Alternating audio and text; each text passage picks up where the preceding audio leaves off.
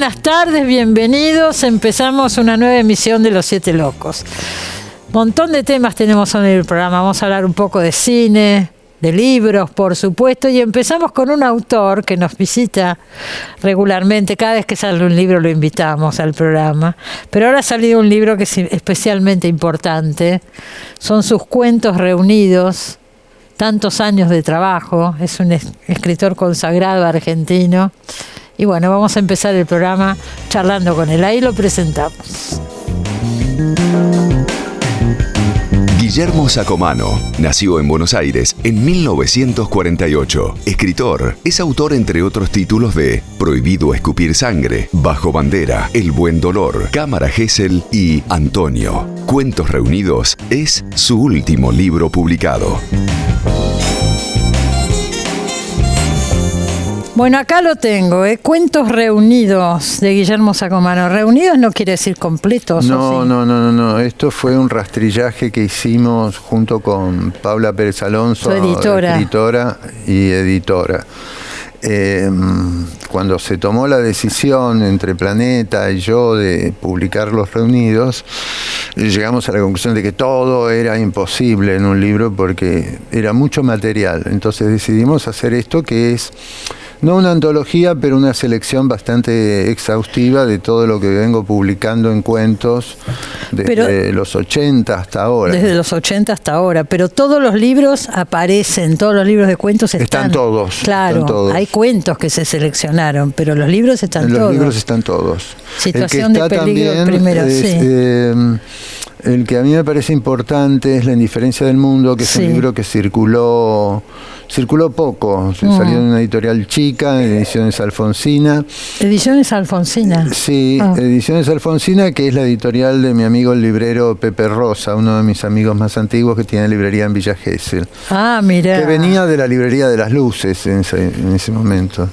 Ese libro es del 97. Del 90 y pico, es después de Animales Domésticos, creo. Habrás venido a este programa con ese libro seguramente. Seguro estuve en ese programa, y si no, seguro que vos estuviste en la presentación. Seguramente. Yo veía estos libros, digo, son tantos años. El primero, Situación de peligro, ¿de qué año es? No me preguntes, más en el 80 y algo. 80, sí. 85, 86. ¿Pero fue tu primer libro o no? No, fue el segundo libro. El primero, que por suerte está desaparecido. Desaparecido es una mala palabra. Bueno, por pero suerte, no se consigue. No se consigue, es Prohibido escupir sangre, que lo sacó Daniel Divinsky. Es verdad, lo sacó en Ediciones de la Flor. Ese fue el primero. Daniel Divinsky, vamos a reconocer, publicó por primera vez a muchísimos autores que después tuvieron un camino, ¿no? Creo que publicó a Caparrós, a Gebel, sí, una cantidad que no los conocía nadie. Que empezaban en ese momento. Y Situación de peligro salió por Adacorn, una editorial que publicaba muy bien también. Bellísima, tenía a Aira, Marcelo Cohen, también a Caparrós me tenía a mí, tenía algunos otros, es decir, tenía un muy buen gusto Ada, y se lo tomaba muy en serio el original, y corregía, se sentaba con además vos. Las tapas eran lindísimas, muy cuidados los libros. Eran una belleza. Es verdad. Y bueno, habrían espacios, ¿no?, para escritores nuevos. Era otra época, digamos, donde las tensiones del capitalismo y la industria editorial no habían llegado a una situación crítica como la de hoy. Era la apertura de la democracia. Y esto generaba una expansión, estímulo, y había muchas editoriales después en la primavera democrática, digamos. Pero fue una época inolvidable. Y como lo fue también la época donde yo me formé de pibe, cuando yo empecé a leer de pibe a los autores argentinos, a Castillo, Rosenmacher, Briante, el primer Piglia, etcétera, Juana Vignosi, Alejandra Pizarnik, todos salían a través de diferentes editoriales. Había como un estallido de literatura. Pedro Orgambide, donde vos te ibas formando con esos autores, que además eran accesibles para conversar. Es decir, y salían en editoriales chicas que me parece que son asimilables a este otro fenómeno que ocurre ahora, que es el de las editoriales independientes. Totalmente. Totalmente. Al margen de las majors hay una cantidad de... Hoy vamos a hablar en el programa, en el próximo bloque, porque viene la Feria de Editores ahora pronto, y bueno, vamos a hablar de las editoriales independientes, que hay cantidad impresionante. Impresionante, y con ediciones muy cuidadas. Sin duda, y con mucho esfuerzo en un momento y que además muy complicado. No hay papel, hay problemas bueno, serios. La crisis del papel está en manos de dos pools, de dos monopolios. Vos hablaste muy de todo eso en tu famoso discurso inaugural de la Feria del Libro, no nos olvidemos. Que se volvió famoso porque puse el dedo en el ventilador, porque nadie en la Feria del Libro había osado, no por valentía, simplemente hablar de lo evidente, de la materialidad del libro y de las contradicciones que pesan, las tensiones que hay en torno a un libro, desde la crisis del papel hasta los derechos de autor, todo. Sin duda. Todo. Sin duda. Hasta el precio de los libros, y siguiendo por la feria, que eso del autor al lector, cuando tenés que pagar entrada, el costo de un estacionamiento, el costo de los panchos para los ¿Terminaste, chicos. La relación tuya con la feria se acabó ahí o sigue entendiendo? No, yo sigo yendo a ferias, pero otro tipo de ferias. La feria de las provincias. Estuve en la feria de Adrogué, me invitaron a la feria de Neuquén, tengo una invitación de la Universidad de Mar del Plata. Es decir, estoy entretenido. Yo con las ferias del interior... ¿Entretenido? Sí, con las ferias del interior no tengo problema porque por lo general son ferias que se hacen a pulmón, con estímulo de la municipalidad, de una Secretaría de Cultura de una municipalidad, de bibliotecarios. Es muy interesante el fenómeno de las bibliotecas populares. Sin lugar a dudas. Suerte que está todo eso. Pero no la Feria del Libro, porque la Feria del Libro creo que transpira negocio. Es una mezcla, hay de todo. Hay de todo, y hay algo muy interesante que es cómo surgen los textos de editoriales extranjeras, vengan de Colombia, vengan de Chile, vengan de España, pero algunas a precios inaccesibles. Esto es lo... Es una política global que habría que enfocar. Que arrastra. Y sí, arrastra ya mucho. Pero si volvemos a toda esa época, cuando vos... En el libro vos decís, hay un prólogo, y vos decís en un momento, todos estos cuentos surgieron de una realidad, ¿no? Quiere decir que está imbricado también con el momento del país, del mundo, etcétera, la política. Yo no puedo escribir al margen de la realidad. Odio que me digan que soy un escritor realista, porque cuando escribís un cuento ya estás entrando en un lugar de la imaginación y la ficción, si bien está disparada por algún hecho de lo cotidiano, de lo real, etcétera. Pero yo creo que la literatura no se puede separar de la realidad. Así vos escribas evasión, así escribas ciencia ficción, así escribas literatura gótica, estás pegado a un contexto. Sí. Es decir, hay que fechar los textos y hay que leerlos fechados y con las contingencias del momento en que salen, en que se empiezan a circular. Entonces, cuando yo revisaba mi literatura o revisaba estos cuentos, tenía una sensación por momentos poco agradable y me disgustaba porque sentía que lo sombrío pesaba sobre los relatos, pero es que la realidad que nosotros vivimos es sombría. Vos te fuiste poniendo cada vez más duro y sombrío. Eso lo hemos hablado varias veces. Y estoy acá. cada vez más también, aunque ahora terminé. No sé, yo libro, el último que publicaste. Era como... Yo te comenté eso. Sí. Bajaste un cambio. Bajé un cambio por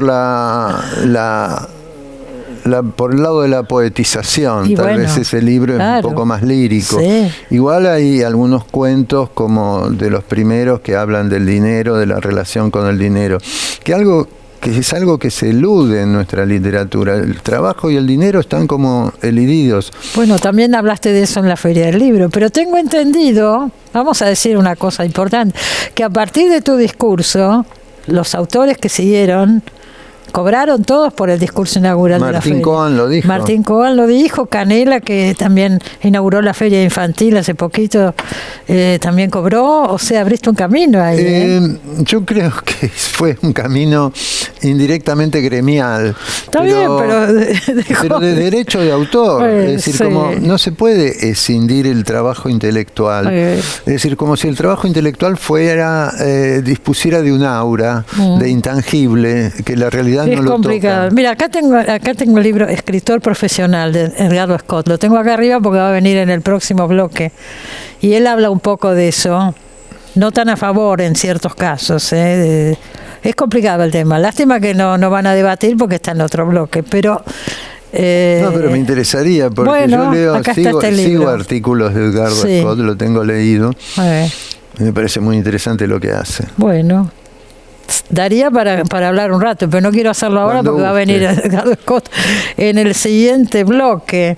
Yo pensaba a raíz de esto, cuando vos empezaste, que estamos hablando de los años 80, toda esa época de la recuperación de la democracia, tu idea de la literatura, tus temas, no cambiaron a lo largo No cambiaron, de los años. tal vez he llegado a una mayor, llamémoslo así, depuración de la prosa, Bueno, a una síntesis.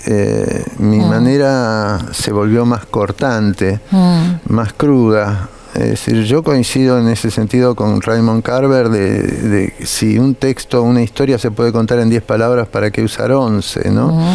Lo que no quiere decir que no cuides la prosa, pero... Eso es cuidar la prosa. Pero también. cuidar la prosa es un trabajo de síntesis, Sí. evitar toda retórica, toda la decoración. Totalmente. Por eso estos cuentos salieron, es decir, digamos, hubo una revisión, tal vez una errata de un texto anterior, Pero no los tocaste. pero no los toqué y preferí que salieran tal cual fueron publicados cronológicamente, porque creo que cuando un escritor tiende a corregir, es como si le hiciera una cirugía, es como ponerle botox o maquillarlo, es decir, ponerle siliconas. Claro, a los esto fue cuentos. así en ese momento. Esto fue así. No, y debe además leerse es re así. interesante porque uno va viendo la evolución. Tal cual. En todo sentido, de estilo, de Tal tema, cual. de lo que fuera, ¿no?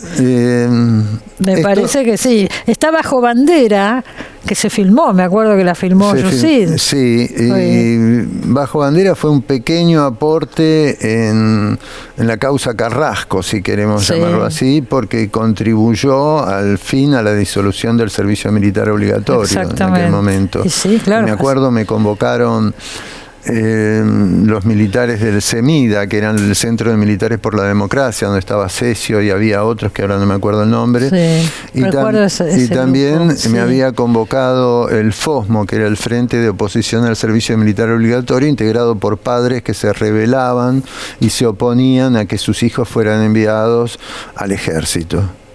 Ahora, yo te escucho y pienso, mirá lo que generaba un libro, ¿no es cierto? ¿Hoy pasa eso con los libros? No sé si pasa eso, pero por ejemplo, yo tengo una experiencia muy particular con El Maestro. Sí, un qué lindo, maestro. un maestro. Que es un libro testimonio basado en la vida, es una historia de vida de Orlando Nano Balbo, que fuimos compañeros de la Colimba, yo lo había dado por desaparecido en los años de dictadura, nos reencontramos. Un gran educador que quedó sordo de la tortura y después del exilio volvió y gracias por recomendación del padre de Nevares en Neuquén, fue a alfabetizar mapuches en el medio de la nada, ¿no? Me acuerdo de ese libro. Y ese libro fue decretado texto obligatorio en la carrera de Ciencias de Educación. Ahora se reedita con un epílogo que es el juicio de la causa a la escuelita, donde el Nano testimonió contra los militares que lo habían torturado. Pero ese libro se convirtió en un texto obligatorio de formación de los institutos de formación docente. Y como estaba agotado el libro todos estos años, viene circulando en fotocopias por internet, o sea que también de alguna manera se convirtió en causa de la educación. Dalmaceto me decía siempre, el Tano me decía, lo mejor que te puede pasar con un libro es que se convierta en causa. En causa.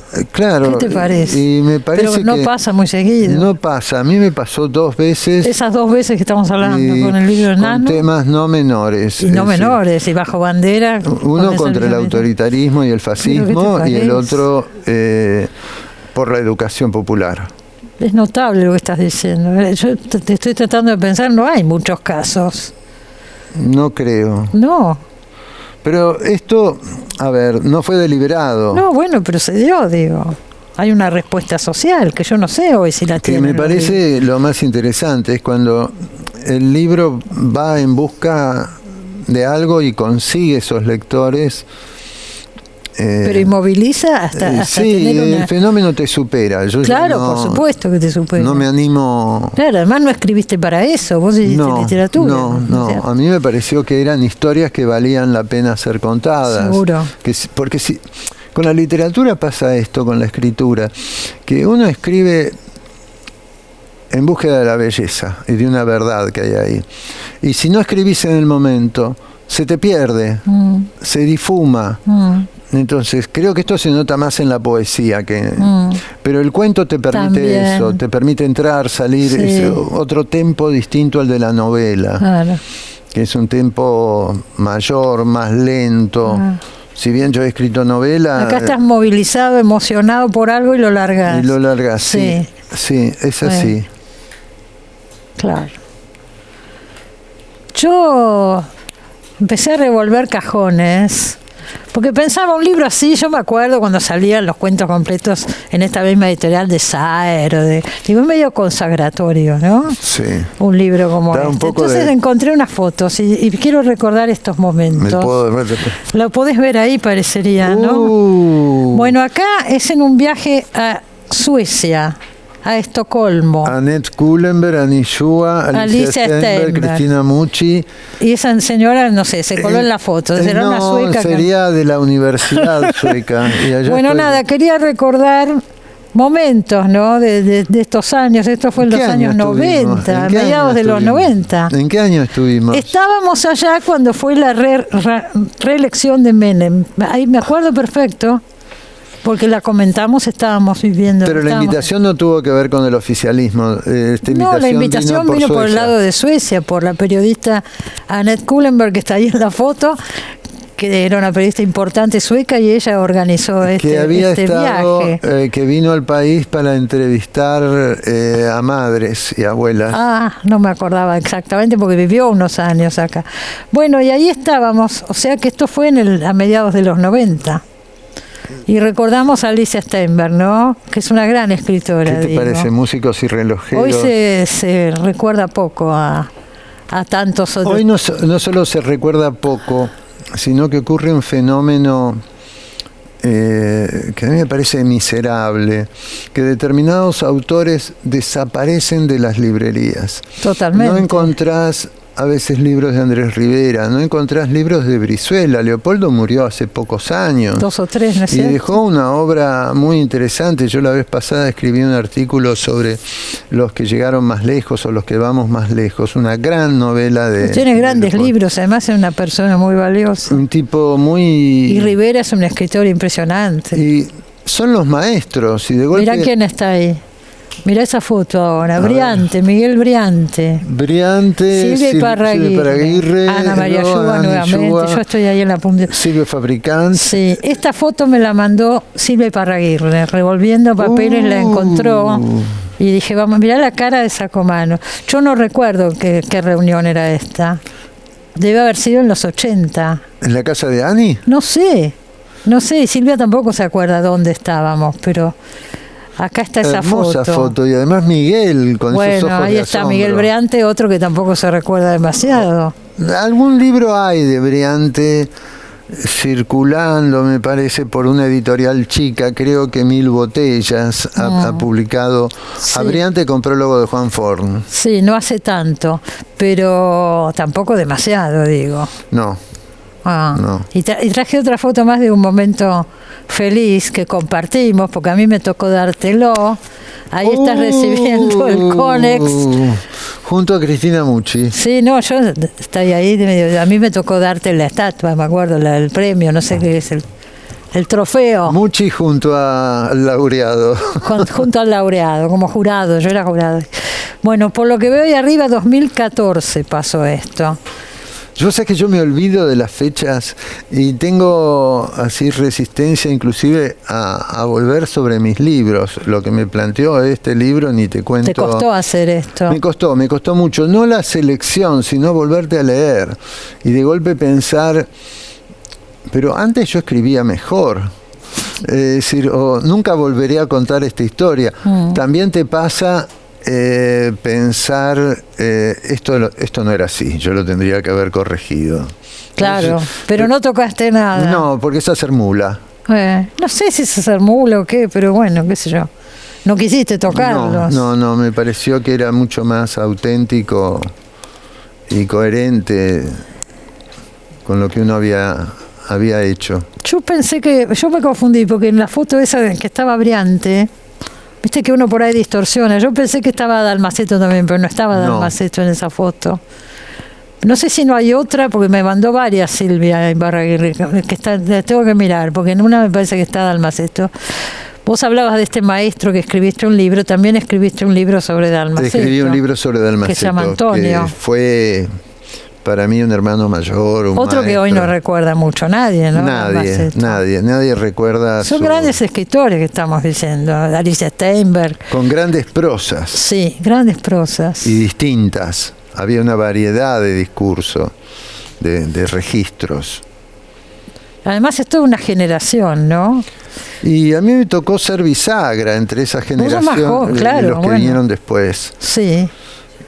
Pero ¿qué podemos pensar? Porque murió Milán Kundera, ¿no? Ahora hace poco. Yo leía salieron muchos artículos y muy interesante porque dicen, bueno, con Kundera se termina el escritor del siglo XX, ¿no? La figura. Se termina un modelo de escritor. Y bueno, cuando pienso en estos argentinos, también era un modelo de escritor. Porque además es una literatura politizada, no en el sentido de la bajada de línea. No, pero se pensaba, se tenía conciencia de la ideología y del valor político de un libro. No se le tenía miedo a una lectura política, que creo que hoy se intenta. Me parece que muchos de los escritores jóvenes por ahí están más preocupados por la fama que por el libro, por aparecer en el programa de Cristina Mucci. Bueno, eso también dice Scott acá, ¿eh? Eso están de acuerdo. Quieren ser visibilizados rápidamente, no importa sobre qué escriben, pero quieren estar.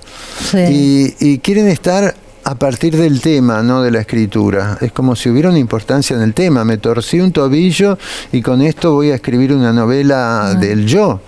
Pero espera, estás hablando de un esguince. Sí. Y no sos Proust. Y además. Y no sos Proust, que podía escribir sobre... Por eso digo, hay una manera de hacer literatura que digamos... Que desapareció. Desapareció. O por necesidades del mercado y de este mundo que vivimos, donde todo pasa por las redes y la figuración. Como si eso tuviera algo que ver con la literatura. Yo creo que el trabajo del escritor, y digo trabajo, es sentarse todos los días sin pensar en el que después, en el que dirán y en el dónde vas a aparecer, porque cuando escribís no sabés ni siquiera si tu libro va a salir. Entonces, ¿cuál es el problema? Ya nadie tiene garantías de eso, ¿no es cierto? Porque se está restringiendo mucho las ediciones. No las hay. Hay autores que escriben mucho y se acumulan los libros y no llegan a salir, ¿no? A salir a veces, a editarse. Bueno, las editoriales dicen, no, yo ya tengo un libro tuyo para este año. Bueno, este otro, no, yo tuyo puedo publicar uno cada 2 años. Claro. Pero yo escribo, pero no, ya tenemos. Sí. Pero si vas a otra editorial se enojan. Porque muchos hacen eso, publican en distintas editoriales. Claro. Pero se enojan. Se enojan porque te cruzás. Claro. Complicado. Difícil. El momento es difícil para todos, no solamente para los escritores, ¿no? Es que esto tal vez es bueno, porque así los escritores toman conciencia de que no son una esencia milagrosa y artificial, ni que viven en un mundo de nubes gaseosas. ¿Cómo sigue? ¿Tenés este otro que va a salir cuando? Ahora no sabemos. No tengo idea. Tengo 2 libros contratados con Planeta y estoy terminando otro, que es muy distinto a todos los libros que escribí antes. En todo caso está más cerca del Buen Dolor, como me decía Seiger. Qué lindo libro, El Buen Dolor. Siempre me gustó mucho ese libro. La historia del padre, ¿no? De Sacomano. El padre es un tema una constante que aparece, entra y sale de esa literatura todo el tiempo. Sí, todo el tiempo. Figura conflictiva, pero con el viejo teníamos una relación muy crispada, muy de discusión política, ¿no? Era socialista. Él era socialista, yo era trotskista. Entonces yo lo acusaba de menchevique y él me acusaba de bolchevique. Pero creo que en nuestra discusión, en ese litigio como permanente, era una sublimación del afecto que latía en nosotros, ¿no? Transcurría por ahí. Seguramente. Me tengo que ir al corte, se acabó el tiempo. Vamos. ¿Ves cómo uno seguiría, ¿no? Conversando? Y son años. Son años. De amistad, Cristina. Está bien, y me alegro porque hay 2 o 3 libros más, o sea, seguiremos conversando. Moriré haciendo esto. Moriré haciendo esto, ahí está. Gracias por haber venido. Y acuérdese, Los Cuentos Reunidos, impresionante el libro, y precioso, qué linda la foto de tapa, de Guillermo Sacomano. Gracias, Guillermo. Gracias a vos, Cris. Enseguida volvemos, no se vayan.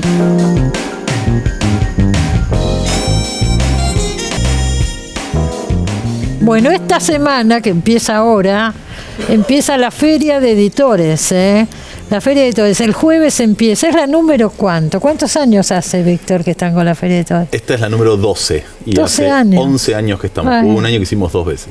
¿Un año hubo 2? Un año hubo 2, sí, nos equivocamos. Doblemente. Es demasiado hacerla 2 veces Es en el demasiado, año. es demasiado para todos, creo. Para Es las demasiado. lectoras y los lectores, para los libreros, para nosotros. Claro, claro. Una vez y se llena, porque me consta, se viene abajo de gente, públicos muy joven además. Es un fenómeno notable y todos los años nos gusta apoyarlo y comentar un poco desde acá, porque, qué sé yo, levanta también un poco el espíritu en un momento tan complicado con los libros, los precios, las cosas. El furor que despierta esta feria, ¿no? Sí, tal cual. Este año una Vos de las la novedades, generaste, vos la creaste. todo lo armo con Hernán, con mi socio, Con tu y socio la de armamos de Ediciones cero. Godot. Tal cual. Empezamos en la radio FM La Tribu, ahí hicimos las primeras 5 ediciones. ¿Cuántas editoriales tenían ahí? 20. Creo que la primera eran 15 en realidad, porque teníamos 15 mesas, nos prestaron 15 mesas con las 15 sillas mesas y prestadas así empezó. ahí. Sí, tal cual. ¿Y ahora cuántas hay? Y ahora hay más de 300 de toda Latinoamérica, vienen de México, de Colombia, Brasil, Ecuador, etc. No existe esta feria en los otros países, un equivalente. Hay digo. una feria hermana que se llama La Furia en Chile, que queremos mucho, y después equivalentes no hay en el resto de Latinoamérica, pero seguramente van a aparecer pronto. Uno se pregunta, ¿no? Digo, ya te lo he preguntado otras veces, pero vuelvo a preguntar. Tenemos la Feria del Libro de abril, digo, ¿por qué hace falta otro espacio? Y evidentemente hace falta, porque se llena de gente. Bueno, primero y principal, nosotros nos llevamos muy bien con la Feria Grande, participamos, Bueno, de hecho 50%... No compiten, es otra cosa. Son otra cosa. 50% de las editoriales que participan de la FED participan de la Feria Grande. Yo creo que la gran diferencia es que esta feria tiene un par de cuestiones. La primera es que siempre atiende el editor o la editora detrás de la mesa. Y no hay nadie que conozca mejor ese catálogo que el editor o la editora. Por ende, Seguro. las recomendaciones, la capacidad de vincular distintos libros del fondo. La segunda cuestión que me parece fundamental es que esta es una feria que cura mucho quiénes son los expositores, quiénes pueden entrar y quiénes no. Y lo hace bajo una lectura de bibliodiversidad. De esto tener es temáticas importante. distintas. No todos los que quieren entrar, entran. Tal cual. No es que haya un tema de que alguien es un prescriptor, sino simplemente hay un grupo de editoras y de editores. De nivel que, de calidad. Sí, eso es un poco más complejo si uno lo piensa así, Bueno. pero sí sobre todo de variedad de temas, ¿no? Que haya editoriales de música, de cine, de arte, narrativa contemporánea, traducida, etcétera. Y después creo que a nivel un poco más, quizás ideológico, si se quiere, es importante que las editoriales más pequeñas tengan su espacio con sus lógicas. De hecho, acá, por ejemplo, todas las mesas son iguales. Nadie puede tener un stand con doble piso, luminarias, banners enormes. Todas las mesas son iguales. La cartelería es igual. Y el tipo de actividades culturales está pensada para autoras y autores que son de estas editoriales. Entonces, se baja un poco la espectaculización que hay en la literatura por momentos y se piensa más en eventos culturales. De hecho, se mide mucho más la recepción del evento que la propuesta. No es una feria que diga, hicimos 240 presentaciones de libro. Hay solo 16 actividades. Claro. Pero tratamos que esas actividades se llenen, que generen un interés tal de que se llenen con 200, 250 personas que asisten a esas lecturas, esas charlas. Ahora nos vas a contar quiénes van a dar charlas este año, pero quería escuchar a Fernanda. Vos atendés personalmente tu editorial, Corregidor. Estás ahí en el mostrador. Sí, estamos directamente con mis hermanos, con mi marido, quienes hacemos la editorial, con Juan Manuel, con Paula, con Norberto. Yo hace tantos años que estoy acá sentada, que yo a tu papá lo conozco mucho. Sí, y bueno, mi papá Manuel fue el fundador Pampín. de la editorial, Claro. Continuamos nosotros con el proyecto y estamos ahí presentes porque además es una feria que nos gusta muchísimo porque ese es el contacto con el lector y con la lectora que vuelve cada año, que te dice, yo ya el año pasado leí este libro que me sugeriste esta colección, ¿por dónde sigo? Qué Son lindo. también lectores y lectoras que pasan de colección en colección, Sí. que van recordando lo que uno le dice, que vienen a comentar lo que les gustó del año anterior, y ese contacto es algo que no se puede tener en la feria grande. Ustedes están en las dos ferias, supongo. Sí, por supuesto. Corregidor está en la feria grande, claro. Sí, pero porque no es una editorial de estas chiquitas que surgieron ahora. ¿Cuántos años tiene? 53 años por eso tiene la editorial y más de 3.000 títulos publicados. Pero seguimos siendo una pyme, seguimos siendo una editorial familiar. Son de las pocas, además, que se han mantenido el capital argentino. No hay tantas. De La Flor, Corregidor y no sé alguna otra que se me escapa. Coligüe, pero no más. Sí, pero la verdad es que nos interesa mucho porque, bueno, nosotros también lo vemos como una renovación, digamos, de parte nuestra, y poder encontrarnos en esta feria que es, como dice Víctor, es una feria absolutamente horizontal, donde uno puede estar, digamos, a la par con el resto de los editores y editoras, que digamos que es fascinante, pero también con el lector y con la lectora que nos vienen a buscar. Así que, digamos, para nosotros es un lugar, digamos, que nos gusta mucho estar y que esperamos todo el año. Porque también ahora lo que logró la FED es que, por ejemplo, las editoriales tengamos 2 momentos de publicación de libros. Antes uno esperaba la feria del libro para hacer los lanzamientos. Ajá. Y ahora creo que es algo que es bastante nuevo y de los últimos años. Ahora decimos, tenemos 2 momentos. Tenemos abril para la feria del libro de Buenos Aires, la grande, y tenemos la FED, donde también apostamos a tener novedades especiales para este momento, donde vamos a lanzar y donde sabemos que va a tener un impacto real, porque es un público, digamos, de literatura, un público joven, un público que está esperando qué es lo que vamos a sacar y nos vienen escribiendo. ¿Y estos que me trajiste son los que sacan ahora por la feria? Tenemos varias novedades que acaban de salir. Porque de acá yo no los conocía estos libros, ahora son todos nuevos. Macedonio Fernández, ¿no? Papeles antiguos. Este Susana salió hace Tenon, muy poquito, que es una reedición, el de Macedonio Fernández, porque acabamos de completar de nuevo los 9 volúmenes de las obras completas de Macedonio. Papeles antiguos estaba agotado hace, puedo decir, más de 20 años. Y tiene algunos textos nuevos, incluido la tesis de Macedonio, que es una tesis de derechos que se llama De las Personas, y que tiene además material muy, muy interesante sobre el anarquismo, sobre las mujeres, cómo está pensando el mundo a fines del siglo XIX, con una mentalidad absolutamente vanguardista que uno lo lee hoy y no puede creer que fue escrito hace 130 años. Es maravilloso que editen estos libros.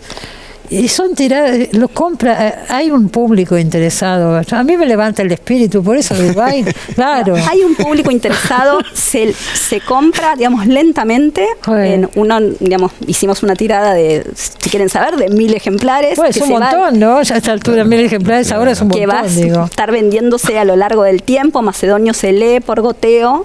Incluso yo digo que hay más gente que dice que leyó Macedonio que la que realmente lo leyó, pero que se mantiene en el catálogo, que se mantiene vivo, y porque es un autor que realmente cambió la literatura latinoamericana del siglo XX y que es un referente y que a nosotros nos interesa seguirlo manteniendo. El perfil de ustedes es ese, literatura argentina y latinoamericana. Clásicos y contemporáneos. Claro, las dos cosas. Sí. Por ejemplo, María Rosa Lojo, que estuvo acá los otros días, editó con ustedes.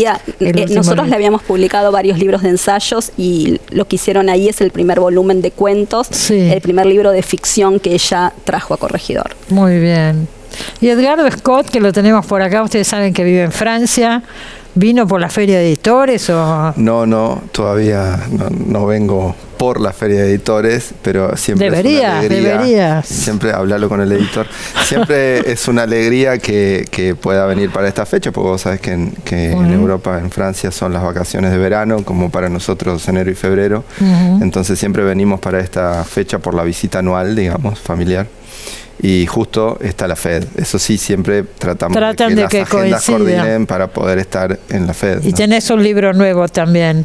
Tengo un libro nuevo. De escritor profesional. Que es un libro de ensayos, son 5 ensayitos que están adentro con algunos temas candentes, diría. Bueno, hoy estuvo acá Sacomano y te nombramos varias veces, por algunas cuestiones que fue planteando Guillermo. Me lo encontré hace poquito, no lo conocía personalmente, pero enseguida pegamos onda con Guillermo. Pegaron onda, bueno, él, qué sé yo, me hubiera gustado que leyera el libro, porque dijo, por ejemplo, Sacomano en un momento, este tema que vos planteás del escritor profesional, el escritor que que quiere un arancel, etcétera, etcétera, que vos acá lo objetás seriamente. Sacomano a favor de todo porque esto. creo que el libro es un poco también, al menos las primeras lecturas. El tema del escritor como trabajador estamos hablando, ¿no? Sí. Quizá son temas duros y serios, pero que si lo leíste un poco, viste que el tono es bastante zumbón, irónico, divertido. Y bueno, pero así también se pega así desde despacho, la ironía. Sí, pero es un poco tratar de generar ese equilibrio, porque si no son temas que a veces se vuelven como demasiado densos. Y no deja de ser como una conversación, porque estamos todos metidos en esto, ¿no? Estamos todos en este acuario y nadie tiene una posición ejemplar, ¿no? Y yo para nada me quiero postular de esa manera. Entonces, la idea era un poco describir el acuario. Planteás, ¿no?, temas como para la polémica, digo. Sí. Y algunas cosas que vienen pasando de los últimos 20 años, que son por lo menos los años en que yo estuve adentro, digamos, de la industria, y que, como vos sabés, yo empecé con Alejandría, que fue como un ciclo en el que generamos las lecturas de narrativa, en el cual venían un montón de escritores a leer, y entonces a veces a Víctor le digo, yo tengo el archivo de todos, ¿no? Es decir, como que por lo menos de los que son de mi generación, conozco cada uno de dónde salió, o de muchas de las editoriales independientes, no es el caso de Corregidor, pero las editoriales que surgieron en los últimos 20 años, yo las vi surgir, sé de dónde viene cada uno, con qué capitales, etcétera, entonces, con qué intenciones. Entonces hay algo de eso que en el libro está expuesto, pero también de una manera, creo, amistosa, ¿no? Por eso al comienzo digo que es como una carta a un joven poeta, ahora que pasé largamente los 40, digo, algún chico que empieza a escribir, porque eso me parece que no hay problema. El tema es cuando alguien quiere entrar en la industria, es decir, cuando alguien quiere publicar, cuando alguien quiere circular dentro de la industria, bueno, ahí empiezan un montón de problemas que tienen que ver con cuál es el estado de la industria hoy en día. Bueno, vos hablás de la construcción de un personaje, que el escritor por ahí está cuidando más. ¿Cómo construye el personaje que escribe, por ejemplo? O lo que escribe queda absolutamente subordinado a lo otro, a esa imagen que tiene que dar. Claro, a la creación de este porque personaje. La imagen deviene, como en muchos otros ámbitos, ¿no? O sea, es una sociedad tomada por el marketing, entonces es como la imagen es muy importante, ¿no? Claro, la está imagen bien. Vende. Claro, está lo que bien. se vende es una imagen. Qué sé yo, ellos están publicando a Macedonio Fernández, claro. O sea, si cuidaran eso, el marketing, la imagen, supongo que bueno, pero en el caso de Macedonio publicarían otra cosa. En el caso de Macedonio o de Susana Tenon, digamos, ya forman parte, por lo menos, del canon literario argentino, digamos, ¿no? Entonces es distinto. El tema es qué pasa con los autores que están haciendo su obra o están escribiendo sus libros ahora, ¿no? Eso es lo que ha cambiado. Macedonio. ¿Se van a discutir estos temas en las charlas que van a tener? Sí, a trompadas. A trompadas, va a haber sangre, digo. Sí, porque tiene que ser bien férreo. ¿De qué van a hablar? ¿Cuáles son las? Tengo este autor sangre y lucha norteamericano, de ¿es Peter Rock? Peter Rock está viniendo también, es uno de los autores que va a estar cerrando la feria. Se popularizó bastante con la novela Mi Abandono, que fue la primera que se publicó en castellano acá en Argentina. También va a estar la charla de Alejandra Camilla y va a haber uno de los temas que creo que van a ser cada vez más tendencia o que se tratan más, es sobre la afrodescendencia, que también va a estar presente en la grilla cultural. Y creo que de los puntos más interesantes de la feria es que este año sumamos el jueves. Así un día más, o sea, siguen creciendo. Sí. El lugar es el mismo del año pasado. Exactamente, Corrientes y Dorrego. Vamos a decirlo. Complejo Corrientes. Art Media, Corrientes y Dorrego. Corrientes y Dorrego, creo que es 6271. Así es, 6271, sí. Tal cual, de 14 a 22, como siempre, entrada libre y gratuita. Sí. Y uno de los puntos cruciales que quiero destacar es que jueves y viernes a la mañana, o sea, próximamente se pueden anotar a través de un formulario. Tenemos abierta la donación de sangre con el Hemocentro de Buenos Aires. Eso ya lo vienen haciendo. Que eso ya lo veníamos haciendo, es la tercera vez que lo hacemos. Sí. Y nos parece súper importante. Un porcentaje muy bajo de la Argentina dona y con cada donación se pueden ayudar hasta 3 o 4 personas. Ajá. Creo que también es el rol de la feria cuando logra este tipo de espacio de difusión, tratar de dar una mano en ese sentido. Excelente. El público, decíamos, es público joven, mayoritariamente. Muy joven. Tenemos un porcentaje muy grande alocado entre los 18 y 25 años. El segmento que le sigue es entre 25 y 45. Y después vas decayendo. Y de hecho vos ves también cómo va cambiando porque ya hay un porcentaje que supera el 4% que se reconoce como no binario, etcétera, etcétera. Digo, van cambiando mucho los tiempos y me pone muy contento ver que la feria lo vaya Claro. lo vaya acompañando. De hecho, mi rango etario ya no es el rango más concurrido de la feria. Imagínate. No hablemos si voy yo, por ejemplo. Espectacular, lo que queremos es la experiencia.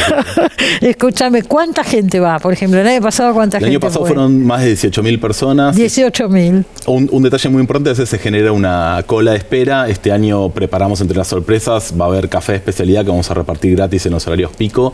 ¿Regalan un libro también o no? Este año regalamos un libro sobre la traición. La traición. La traición, que de hecho muchos de los textos de ahí están dedicados en honor a Chitarroni y hay un rescate de un textito de Chitarroni. Es un libro, digo, para los que conocen un poquito más, un 13x20 de 128 páginas. Está pensado como un libro que se podría vender, pero se regala, la tirada va a ser bastante grande, de 9.000 ejemplares, por ende esperamos que casi todos se lleven uno y lo guarden en su biblioteca. Sí, pero está bárbaro, digo, está muy bien. Felicitaciones de verdad, porque Muchísimas ha sido una idea que yo sé lo que cuesta hacer todo, ¿no? Y ahí estamos. Acuérdese y vaya. Empieza el jueves, jueves, viernes, sábado y domingo. Complejo Art Media, Corrientes 6271. Dije bien. Perfecto, entrada libre y gratuita, de 14 a 22. Gratuita, de 14 a 22. Y se van a encontrar a ellos, a todos, y a todos estos libros maravillosos. Gracias por haber venido y mucha suerte. Yo me voy a dar una vuelta por ahí. Te esperamos. Claro. Vamos a tomar lista. Por favor, yo voy a estar ahí. Va a estar Sarlo también, ¿no? Va a dar una charla. Va a estar Inde, digo, tenemos la Inde grilla, Pomerania. es un honor. Sí. O sea, para todas las edades también. Sí, digo. sí. O para las nuestras, por lo menos, digo. Bueno, muy bien. Y el libro de Edgardo Scott, que acá lo perdí, ¿dónde está? Que lo quiero mostrar de nuevo. Escritor profesional se llama, el libro de Edgardo. Bueno, ¿me despido? No, nos queda un bloque todavía. Enseguida volvemos. Gracias a todos.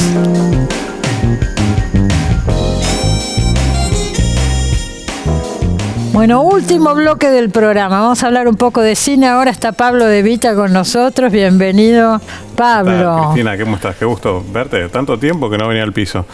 Claro, estuviste Zoom. desde el Festival de Cannes, pero bueno, saliste desde allá por Zoom, pero buenísimo que hayas Fue buenísimo, una podido hermosa experiencia hacerlo. y la posibilidad también de comentarte de cine, ¿no? ¿Qué te parece? Mientras pasaban ahí las cosas, importantísimo, me acuerdo de Scorsese, todos los personajes los tenías ahí, fue fabuloso. Pero ahora había una película que me entusiasmó mucho, que espero que siga en cartel, porque nunca se sabe cuánto duran las películas y a nosotros nos corre siempre la actualidad por nuestras grabaciones. A veces las cosas no son tan rápidas como querríamos, pero yo quería hablar de estas películas. La extrañeza creo que le han puesto, la stranezza, italiana, sobre Pirandello, un gran personaje que ya fue llevado anteriormente al cine, y de todo eso quiero que hablemos un poco porque vale la pena, ¿no? Es muy interesante, Cristina, aparte porque Pirandello tiene primero una vida de película, Sí. lo cual da para la biografía, si bien La Stranezza, tal el título en italiano de esta película de Roberto Andò, protagonizada por el memorable siempre Tony Servillo. Es una película que no es estrictamente un biopic, sino que imagina cómo sería el proceso creativo de uno de los trabajos más célebres de Pirandello, que es 6 personajes en busca de autor. Exacto. Y por otro lado, me parece que es muy interesante de rescatar en cuanto y en tanto lo que significa la figura de Pirandello, también por motivos extraliterarios, porque fue una figura muy consustanciada con el cine. Hay que recordar que él empieza a trabajar como guionista en el cine mudo italiano en el año 19. De hecho, la primera película sonora italiana se basa en una novela de él. Ah, no digas. Él tuvo un trabajo muy consecutivo y muy permanente junto al cine, si bien descreía un poco también de lo que significaba el cine como técnica. Hay una columna muy interesante en el Corriere della Sera donde él manifiesta si el cine hablado va a desplazar al teatro, y él dice que el cine va a fracasar en su intento porque tiene un gran talón de Aquiles, que es que piensa todo en términos narrativos de la mano de la literatura. Entonces él dice que el cine no va a prosperar. Mira, qué visión que tuvo. Con todo, sí. Con todo, es muy interesante porque por otro lado sigue colaborando con el cine.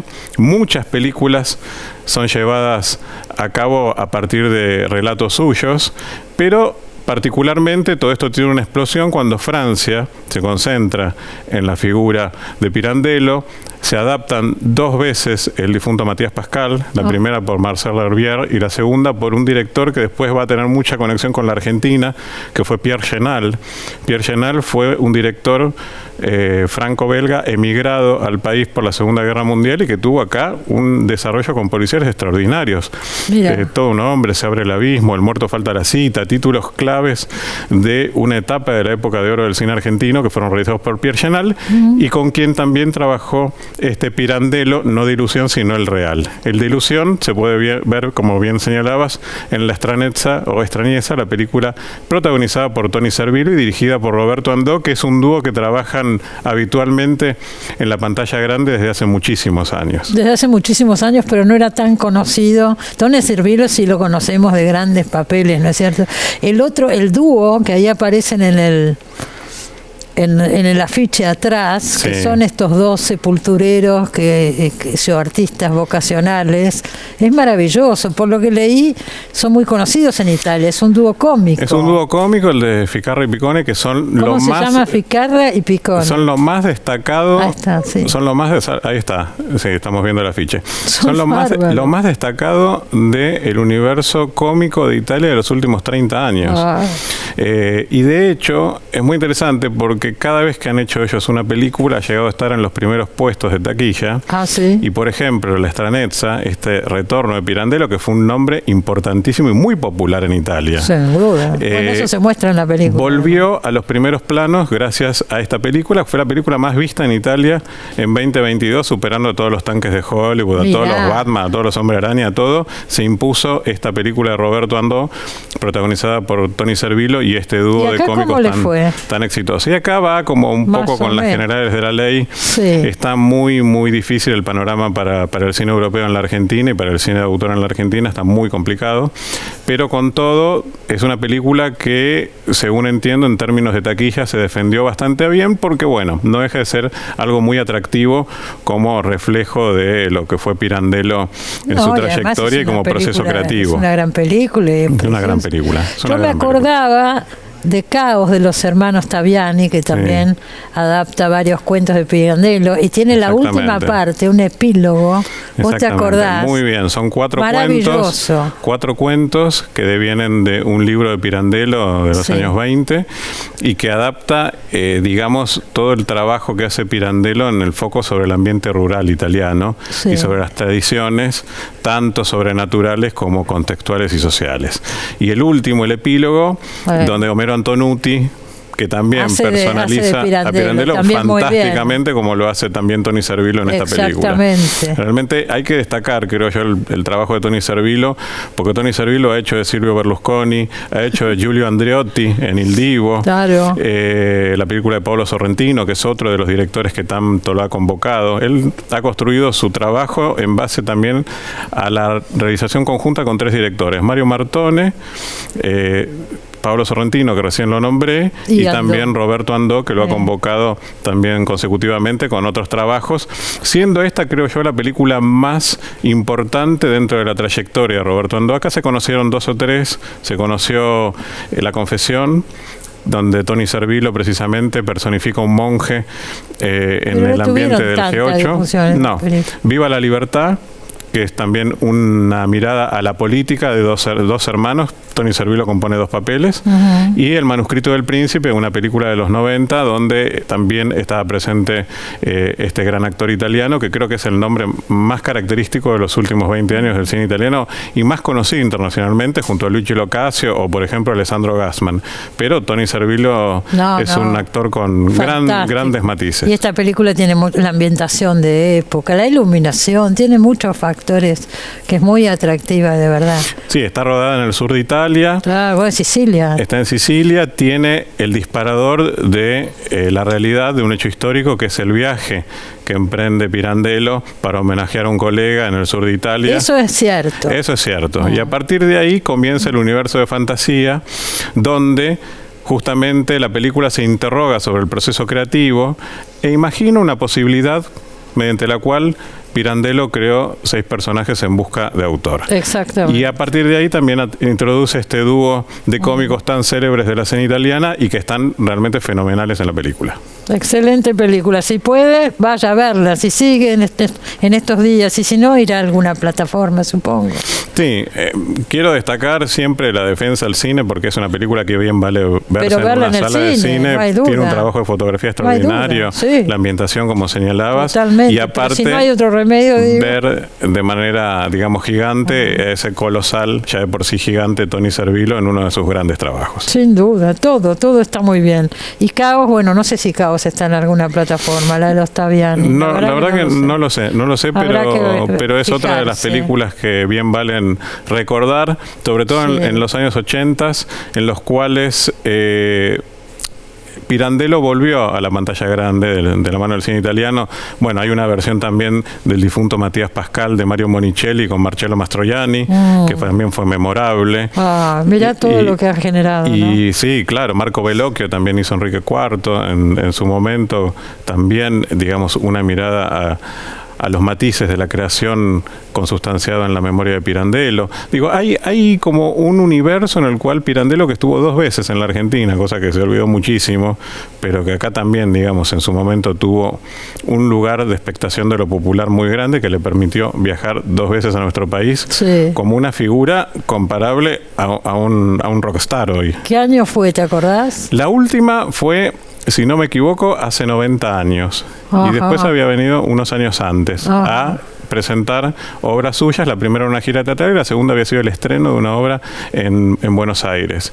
Pero fue celebrado como hoy sería celebrado uno de los Rolling Stones, digamos, en aquel momento, Pirandello. Y eso un poco habla de su trascendencia, de su legado.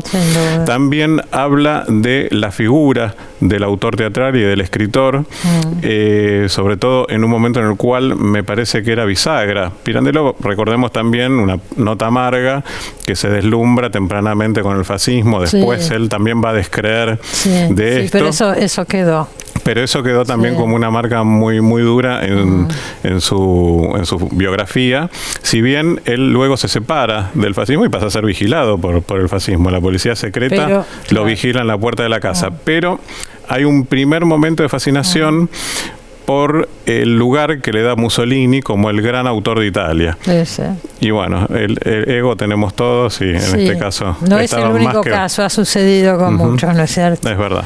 Bueno, gracias por este panorama tan completo. No, al contrario, Cristina, gracias a vos, porque realmente hablar de cine italiano siempre es una alegría y además recomendando, sobre todo para el público, una película tan importante como es vale la pena, si pueda, mírenla, realmente vale la pena verla.